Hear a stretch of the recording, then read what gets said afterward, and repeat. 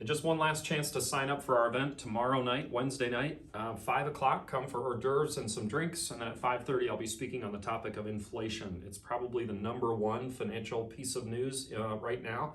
So I've been doing a lot of reading, doing a lot of watching of current events on this topic. And what I wanted to do is just share with you just a minute what the problem of inflation is and why it matters to you as an investor. And then you can tune in on Zoom tomorrow, or you can show up and be at the event live tomorrow night at 5.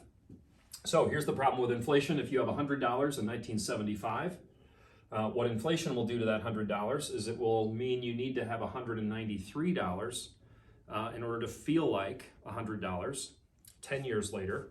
And if you go all the way to 1995, you would need to have $275 in order to feel like $100 felt like back in 1975. So if you put $100 in your safe back in 1975, you would have only a third the buying power that you would need in 1995. Now, some of the traditional ways that people have tried to hedge against inflation, treasury bills, it's kind of like a bunch of CDs. That's barely keeping up with inflation here in the first 10 years, and it falls behind in the next 10 years.